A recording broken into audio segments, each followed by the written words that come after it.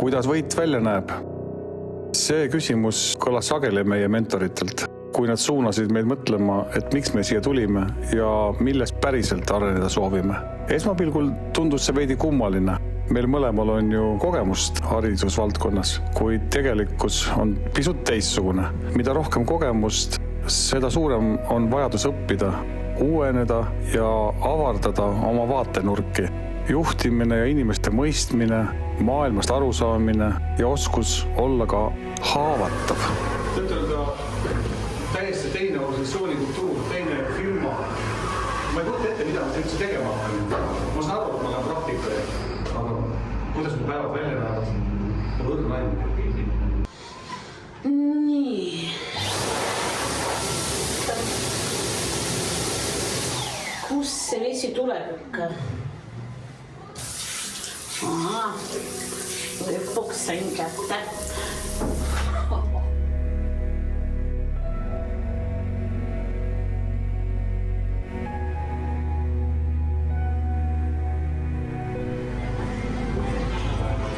Ma olen praegu Telias praktikal ja näiteks tänane päev nägi hommikul välja niimoodi, et ma mängisin Lego klotsidega ja nüüd tulin Viru keskusse Telia esindasse, kus siis on selline väike vaatlusmoment. Ja enne imet kohtasin siin vana tuttavat maestro Rein Rannapit.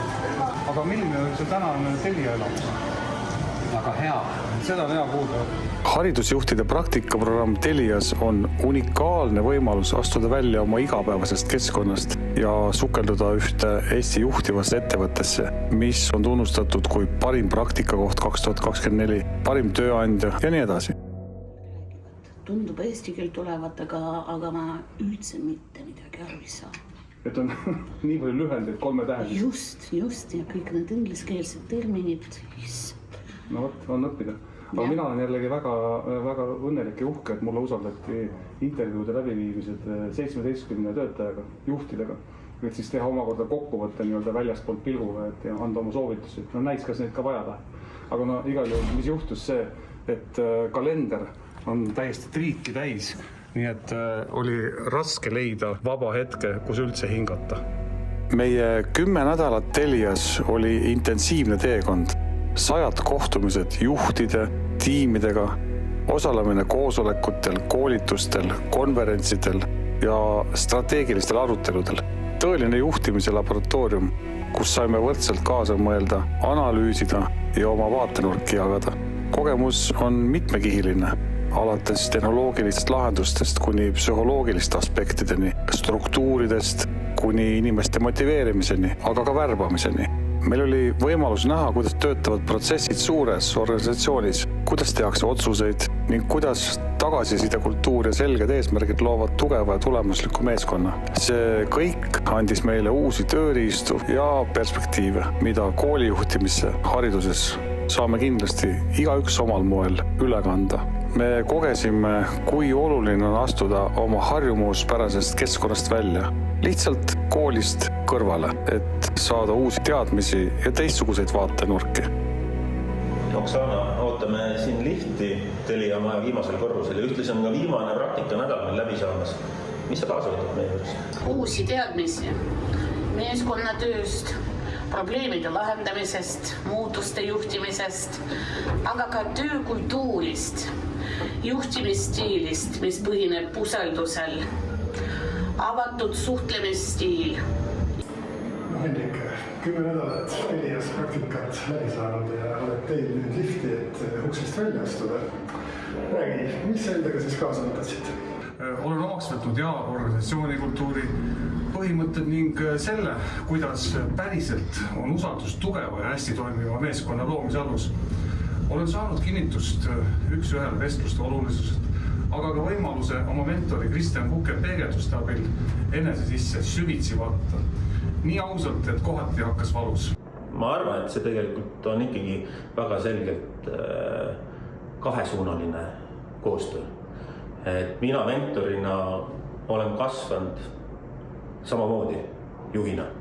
Ja kui nüüd küsida, et kuidas võit välja näeb, siis ma arvan, et minu jaoks võit näebki välja sedasi, et kui nii mina kui Oksana oleme 10 nädala pärast kas natukene paremad juhid, see ongi võit.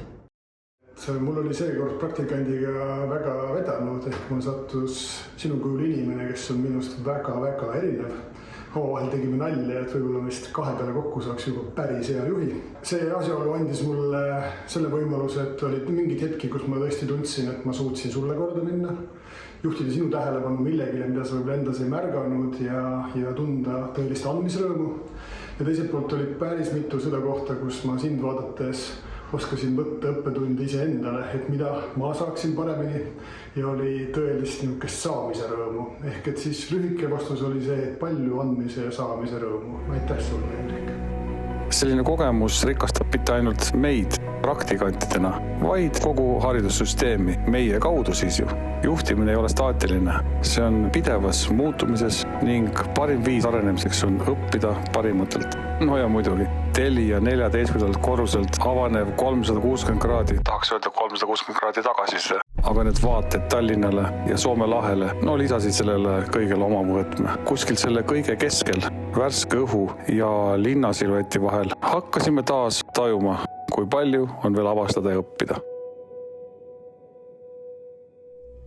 Kuidas võit välja näeb? Sellele küsimusele vastame juba oma koolides. Aitäh, Telia Eesti! Aitäh, Telia Eesti! Aitäh, Telia! Aitäh, Telia! If you wanna have a good time, just give me a call. I'm having a good time. Yes, I'm having a good time. I don't wanna stop at all.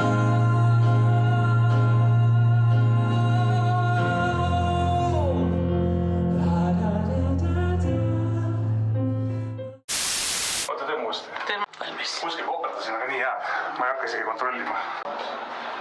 Olen juba 20 aastat tegutsenud koolijuhina ning juhtimiskogemust peaks ju... Vabandust!